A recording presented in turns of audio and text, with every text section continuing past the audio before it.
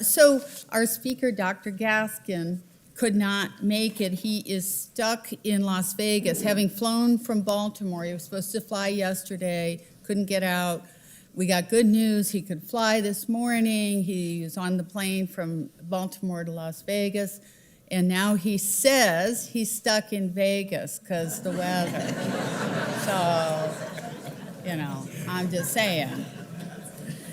So I guess we took a gamble on him and lost. But Dr. Gaskin was going to cover the Maryland all-payer system and talk about Maryland's model. And I thought that that was interesting because in many ways in California, we have been trying for years to prove a construct that we generally have believed in, which is that capitation is an important form of payment, that it drives payment for value versus volume. We have data from Integrated Healthcare Association. Their Atlas data affirms the notion that in the HMO product and the Medicare Advantage places where capitation is the form that is a payment that is used, that the HMO outperforms PPO on many different aspects. And I encourage you to look at that data because it certainly is encouraging overall about the value of the delegated capitated model.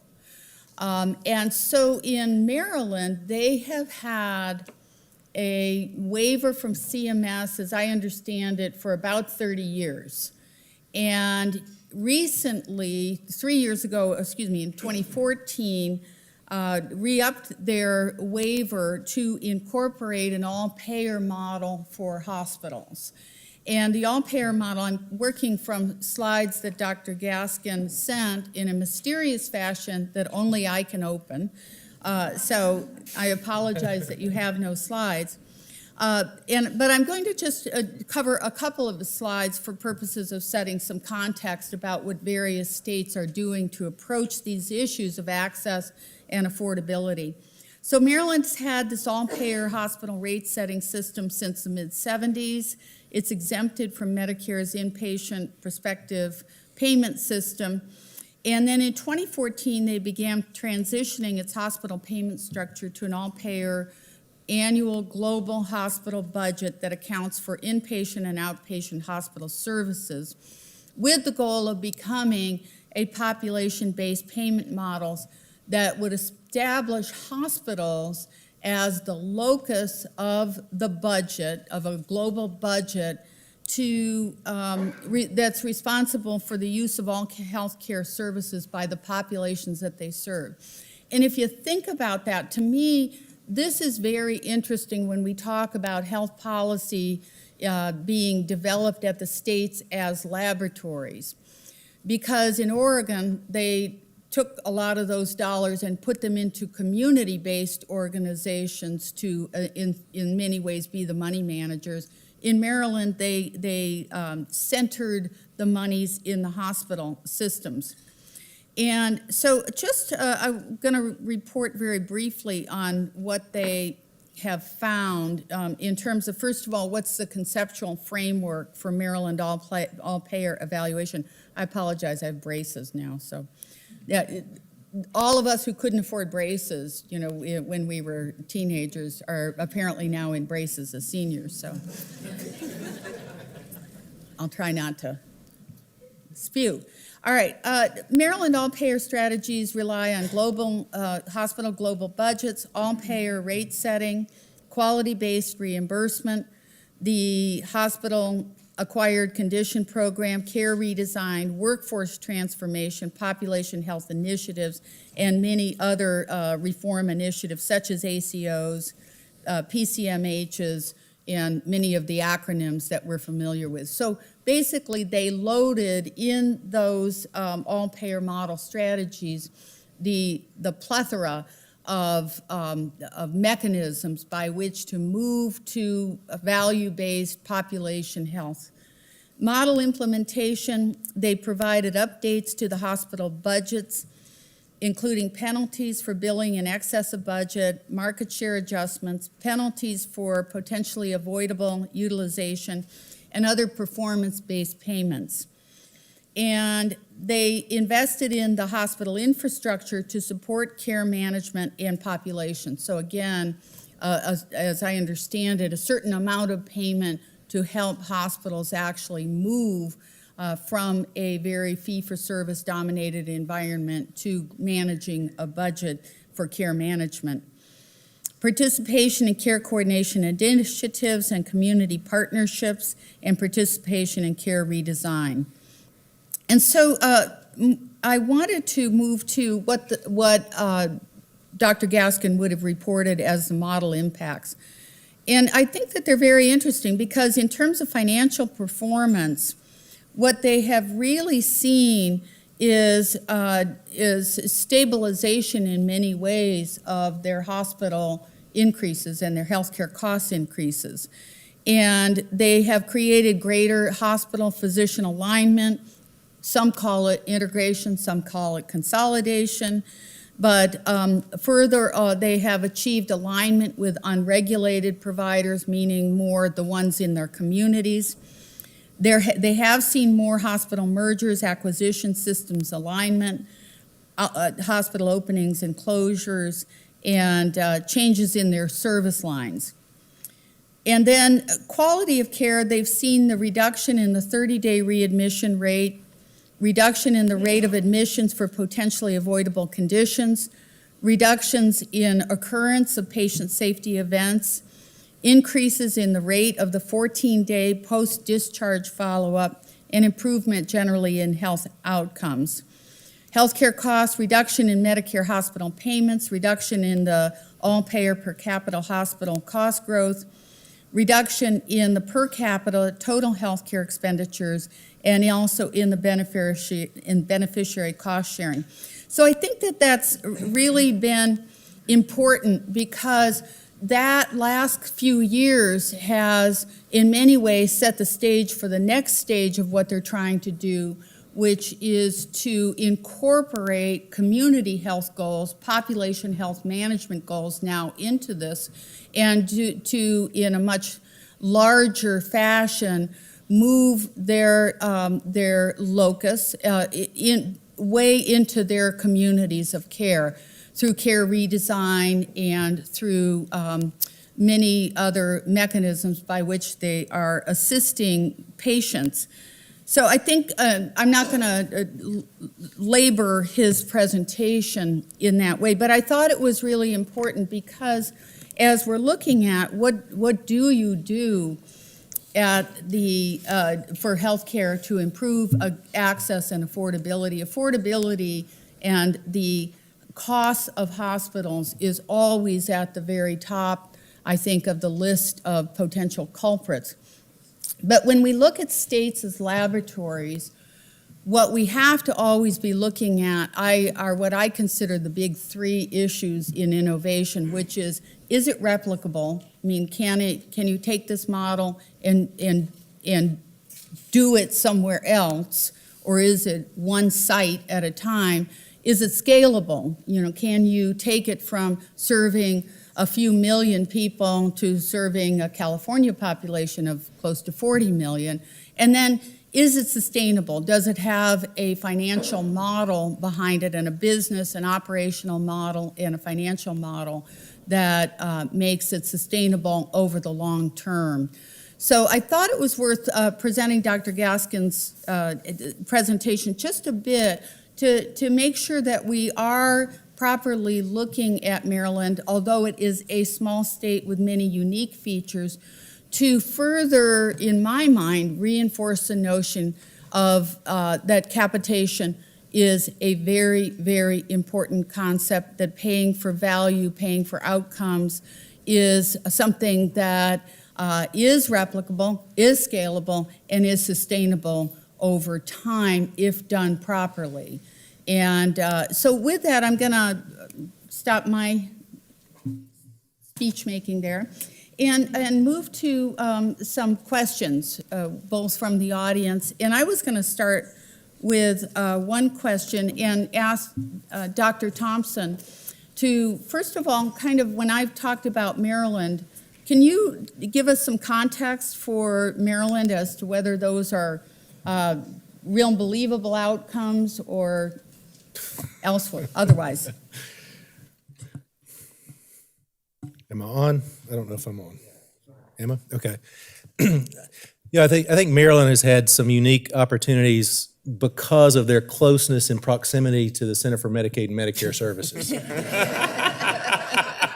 I think who you go to drink beer with and golf with on the weekend probably affects how receptive they are to innovative proposals from the state through the 1115 process. But I think their rate setting issue over the last several decades has set them up to be able to move into a more defined population-based attribution, whether that holds and whether the findings that you report on Daryl's behalf are better than others, we'll have to see over time. But I think they're doing some very innovative things. I think Maine had some proposals.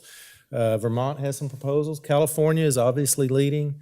Those are in your bluer states.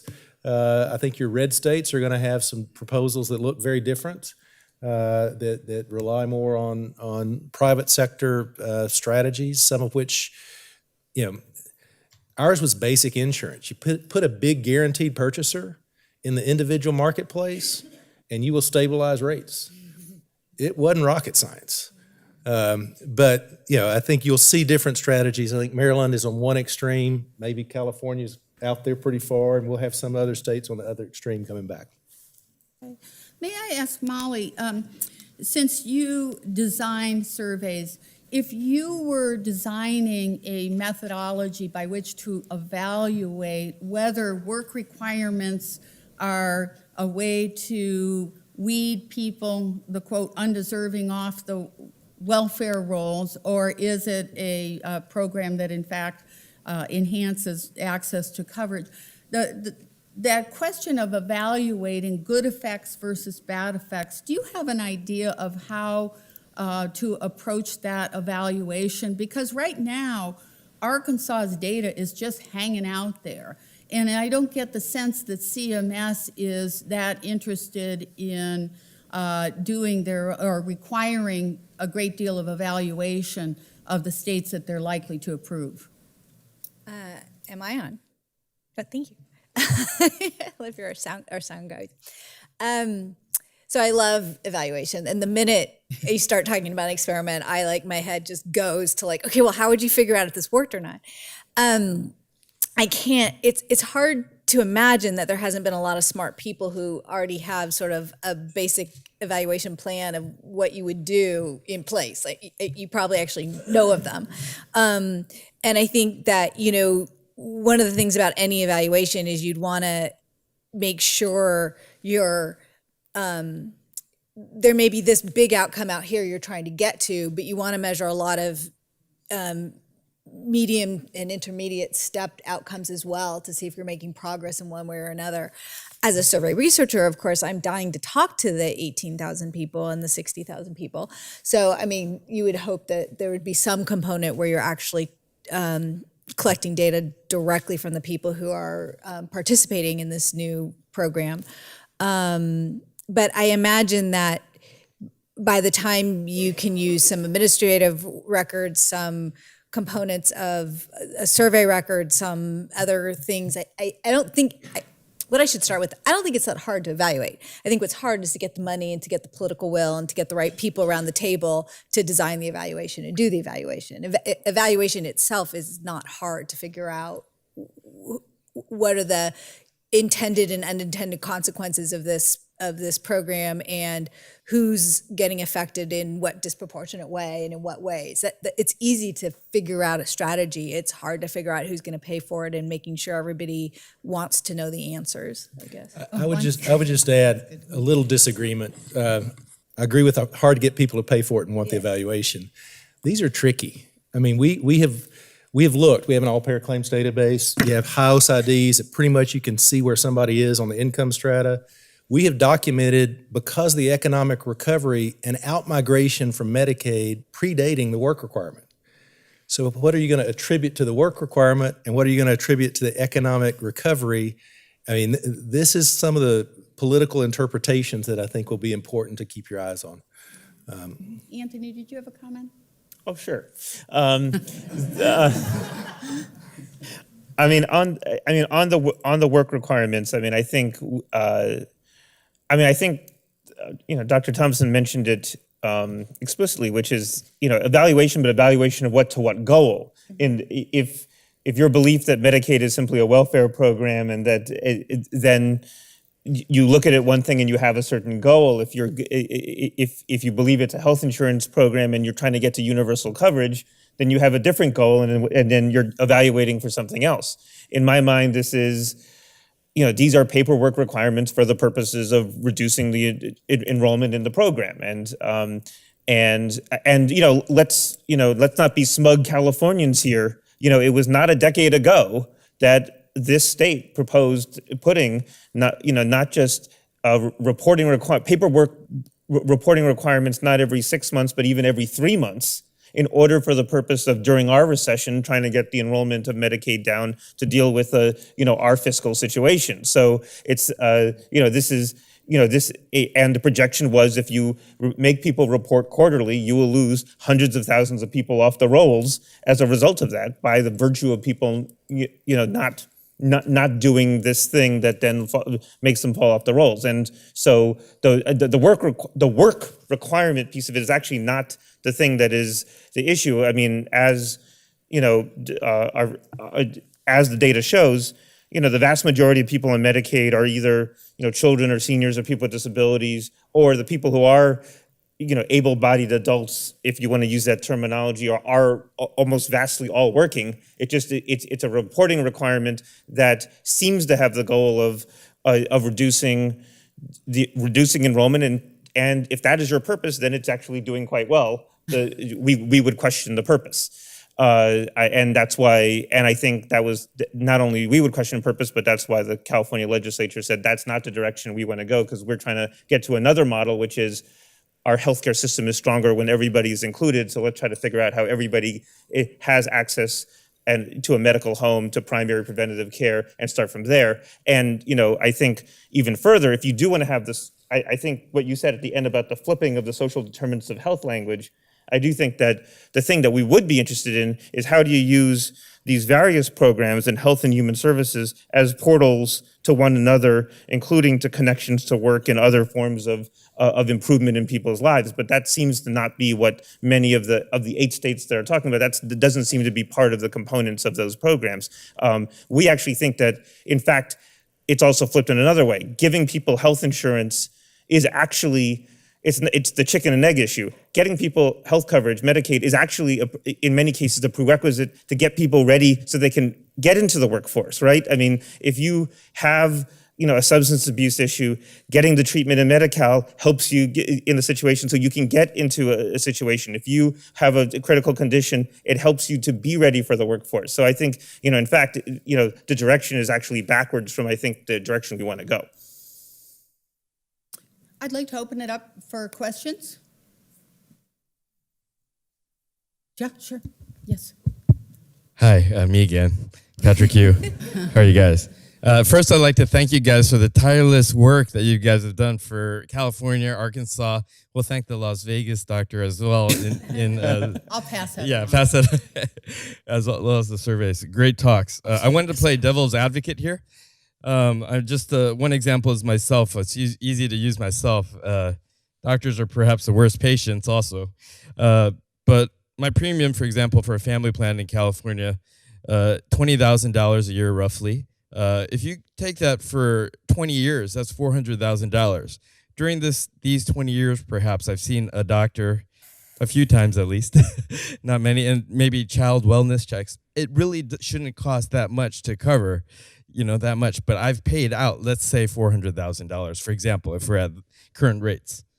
So it just seems that I think that's an example that the system is broken. Yes, we're trying to use that money to pay for other people, but for those other people that can't afford the $20,000, it's like, why should they? right? They're in theory in the healthiest part of their lives, and they don't want to pay that much from that standpoint. So it makes some sense to plug in and do healthcare insurance for everybody from that standpoint. But at the same time, those people don't have that incentive, as we talked about before, with trying to get Obamacare on board and the mandate to pay for that insurance. Doctor, I have to stage an intervention since you're interventional cardiologist.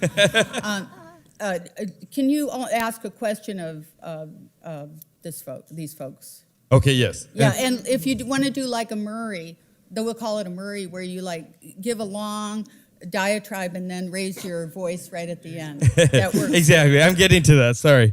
So as devil's advocate, I say, is there any data to show that with all the plugging in people to the Medicare, to Medicaid, that is actually improving outcomes? I mean, you guys have talked about it a little bit, because pre-Obamacare, what happened was that these folks would go to the hospital and they would get their care, because obviously they present sicker to the ER, but they would still get care. But the hospitals would eat that cost. Now what happens is, after Obamacare, the indirect thing about having health insurance for everybody is that these hospital stocks, including Hospital Corporation of America, have gone up threefold. So the more you push for that, then that happens. I don't know. I'm just wondering if there's data out there that plugging in people that insurance will help them versus maybe just free care clinics for the poor, for example, people that don't make it. Let's do free care because the system is already messed up as it is. And if we have free clinics or free care, that may help fix it. So I'll take this. I think there is solid evidence that charity care does not get you the same quality of care as insured care.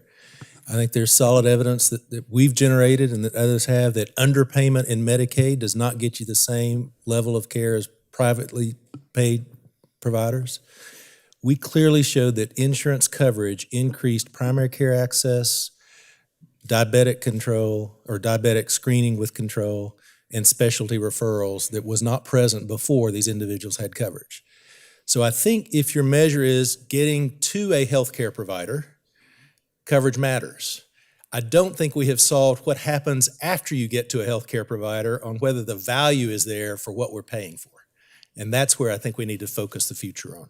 I think the coverage issue, it's an old argument that we hadn't finished with, but the real issue is what's the value proposition of what we're paying for.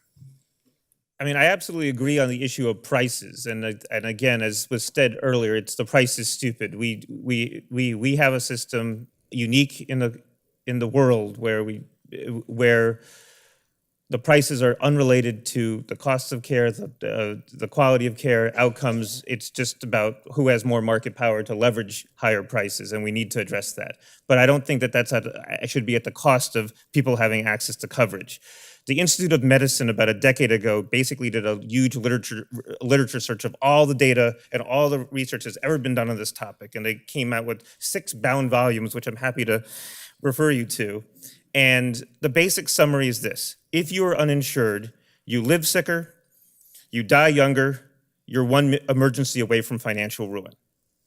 That there is a health and financial consequence to you as an individual, to your family, and to the community as a whole, of both of the health and on the financial. And so I do think that the issue of, does coverage totally equal access? There are issues about that. Even Medicaid coverage, there was a study in Oregon, because Oregon had that interesting study moment where they were giving Medicaid coverage out via lottery. And so you had the perfect evaluative opportunity for Molly to do the comparison of what happens uninsured thing. And I would say that there is health outcome improvements, but actually what coverage is about is financial security.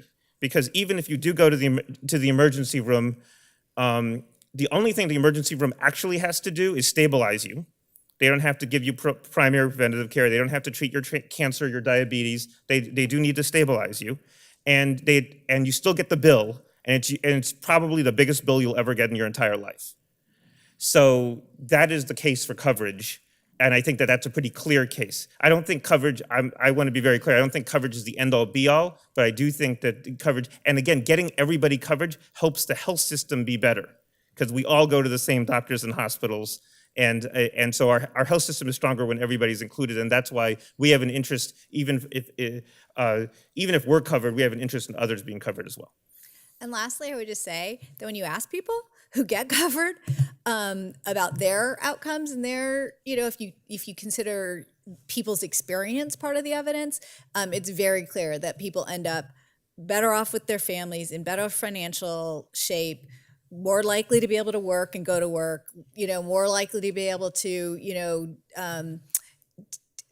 to deal with basically living their lives in a more productive way. So people themselves recognize the benefit of having expanded Medicaid and having some of these other coverage options. A couple more questions, Mimi. I'm sorry. Do we have someone? I can't quite see up there, so. Christian Mosley. I'm a newly minted medical doctor. I chose not to practice actually specifically to go do inventions, make more money outside of medicine, because everything I saw from plastics, radonc, all the way down to primary care, from 60 to 30s, nobody wanted any part of it anymore. They all either opened a med spa or chose to retire early. So that's why I got out. But one thing Florida's done relatively recently is fee-for-service. Even a third-year medical student can diagnose a sinus infection or an earache. I don't need insurance brought into this. If somebody wants to come see me, they can pay me $20 and I'll get them fixed up in 10 minutes. What's the panel's opinion on fee-for-service? I didn't quite hear. So let me tackle this, and I'll try to make it succinct so we can get as many questions. This is the same as car insurance. Yes, you can replace the headlight cheaper, but if you have a wreck and you've totaled your car, are you going to be able to afford to buy a new car? Except add 3 more zeros on the back end of it, and that's your health care experience. Fee-for-service works fine, which is the whole model behind health savings accounts and high deductibles, is that individuals will pay for that first part. But it has to have the catastrophic part wrapped around on the backside, or we have to decide we're not going to offer coverage to individuals who have not availed themselves of insurance coverage at some point in the future. Okay, that kind of summed that one up. I've got another up here. Walter. My question's for Dr. Thompson. I get that maybe not enough time has passed for us to really know, but the work requirement, is Arkansas as a society, as a state, better off financially in some way for having imposed that the work requirement? Did it save enough money to justify the screening that provided? Because clearly you don't think that their health got better for having done that. So what was the juice they got from that squeeze? I love not being a political appointee anymore. So, and I should have probably said this, but I didn't. Arkansas, in our political process of the General Assembly, has the highest percentage required for appropriations. We have to have 75% of a 100-member House and 75% of a 35-minute Senate to vote yes to spend a single dollar, whether that's federal or state. Therefore, given that political environment, we tried health savings accounts on poor people 3 years ago. We studied that. We showed that it didn't work. We've now repackaged private option to Arkansas Works, and we're trying work requirements. I seriously think part of the politically conservative packaging is necessary to get to the 75% votes in a southern conservative red state. And that's why we're doing this. So direct answer to your question, yes, the state is much better off financially having 250,000 individuals, 10% of the state adult population, with a health insurance program that's 90% funded by the federal government, paying private health insurance rates to providers, than not. But to get that, we are experimenting with a work requirement that the federal government has come up with a wrapped around way of justifying, for which we don't know what the outcome's going to be. But the outcome that's of importance is that it would elevate somebody's economic standing and end up with them in private health insurance coverage. Not that it would end up having them not have coverage and still be in a low income status in need in our state. So again, that's about as straightforward. The 75% requirement makes politicians jump through hoops. And I think, that's at least one group. I think we have another group. And my governor and the leadership at the department, you mentioned earlier, they have made new connections that were never present before between the Division of Workforce Services and the Medicaid program and the private health insurance carriers. They all had stovepipe departments, but none talked to each other. They're now exchanging information electronically so that if somebody gets a job and their unemployment insurance is reported to the Division of Workforce Services, that individual now does not have to electronically report their monthly earnings because the department electronically knows about it. It's the self-employed and the contract laborers that don't get reported for unemployment insurance that are those that are in the group at risk for not self-reporting through the portal. And they've tried to make it work. Whether you believe basically the program should have a work requirement or not is a pretty fundamental toggle point. Food support does congressionally in this nation. Medicaid does not. And that's where the kind of the policy decision is. I think Wendell's going to solve this now that he's back Yeah, Wendell will take care in of it. control. Mimi. I think it's a continuation of the same topic that Walt brought up and you continued on, relative to, are there jobs available? So if someone is not currently insured and wants to be, and they have to work because they're 19 to 49, so that they can get a job. And as part of your other public works department and so forth, has there been more job creation because of this? Did everyone hear the question? So, Okay. just to repeat, are there jobs available for those that now have a requirement for work? We're at the lowest unemployment rate in our state's 50-year history. And we usually don't benefit from the peaks, and we usually don't hit the bottom as fast as other states. But right now, we've got a pretty high employment rate.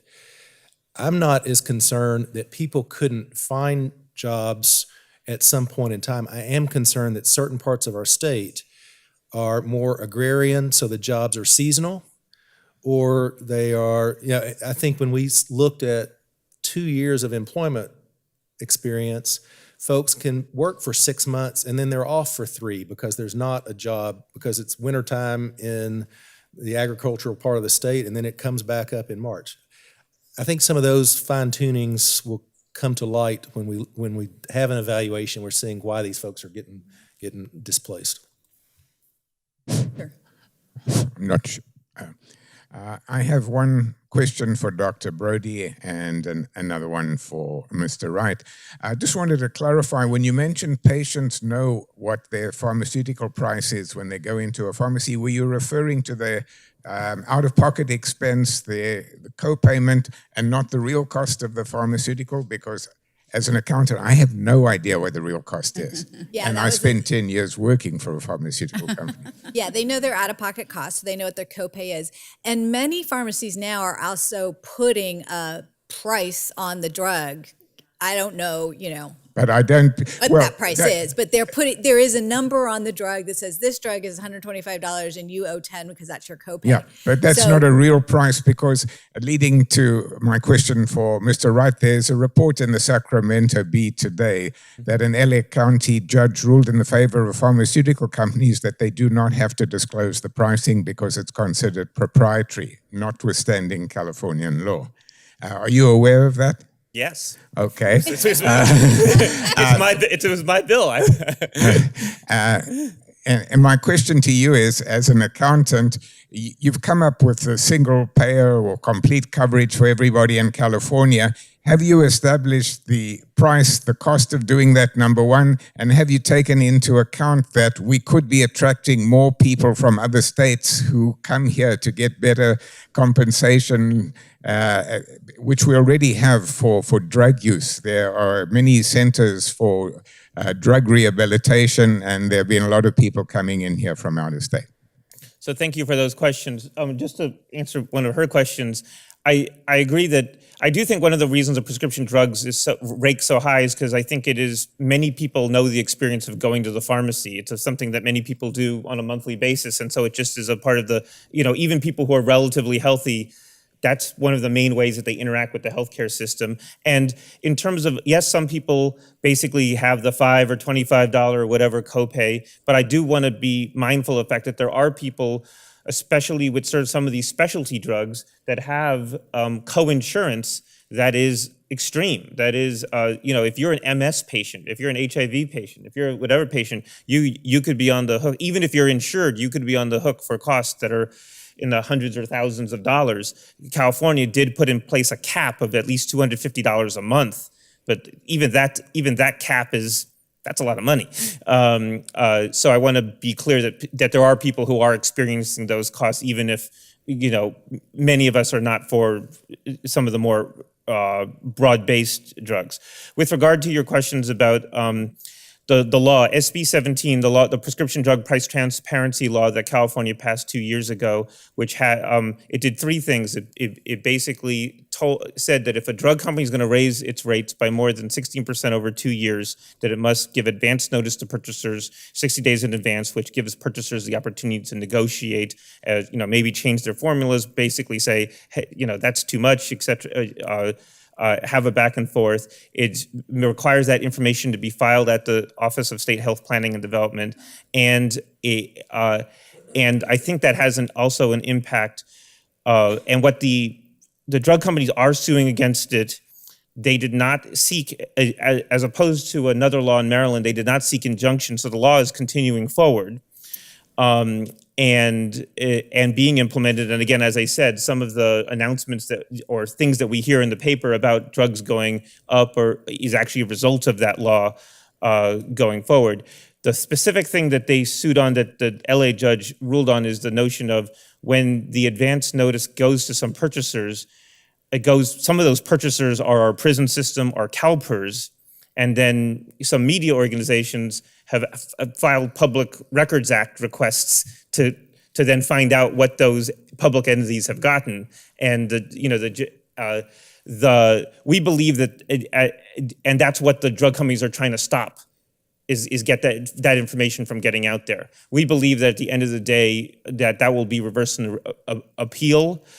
Because we think that the law is pretty clear in plain language that the information that's provided is not trade secret, which was the supposition. And we think that at the end of the day, the whole theme of the whole campaign to pass that bill was, what is pharma hiding? And I think it's another example of how much they want to keep the process opaque. But I do think that we will ultimately prevail in court. Cindy, I need Okay, to ask. I'm starting to get the hook. Yeah, I know, but since I called Wendell out, he's got to be able to ask a question if you'll let him. And I did want to ask it. He did ask about the cost of how to get to coverage. And okay, so can we get Wendell's question first and answer that? Okay. I might ask you to answer it privately, just because, again, it gets very dangerous when They want to know. Oh, you want to hear it? Yeah. Okay. This is between. Who's going to pay for it? I know we're between you and the drinks. So, okay. So the question I was going to ask is, you said 18,000. There was a 65. That's almost 30%. Given the implementation schedule and if current behavior exists, where is that 18,000 going to go? I mean, how much of those 65,000 ultimately are going to lose? And then talk a little bit about how the hospitals and other providers are reacting to all of this. So I'll try to be succinct. So the 18,000 loss in coverage was over 3/4 of the year. So just to give you a scale, 30% of the 60,000, it went live in June. By December, I guess it's over half of a year. So 30% of the 60 some odd thousand lost coverage in 6 months. I think we don't know what the trend line is going to be. I think the inclusion of a much larger group of 19 to 49-year-olds, we've kind of got a bimodal group in our policy. We've got younger folks and we've got 50-year-olds. So we started in the group that has the least number in it, and now we're expanding to a younger population. The younger population will probably be more nimble navigating the electronic portal, but they may be more stressed with family issues and other things that distract them. I don't think we know. And I think that's part of the concern of in the first round, if there were people that had moved out and we just didn't know it, that number should come down. If we see the number continuing to go up, it's a navigation problem of individuals that truly are eligible and have need. Yeah.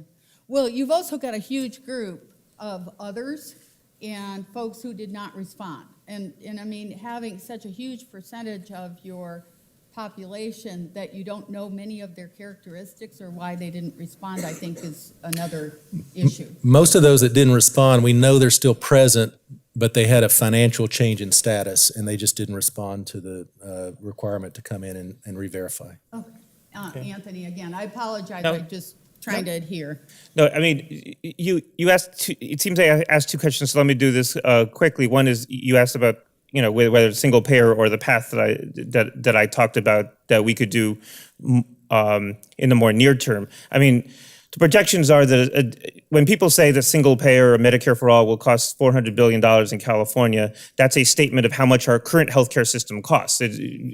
That is how much Californians spend writ large when you talk about all government payments, all premiums, co-pays, whatever, into our healthcare system of about $400 billion. The political challenge, of course, is if you're going to raise all of that money through a tax rather than through premiums, deductibles, whatever, that would be a that would be a very big tax, and that's a significant political challenge.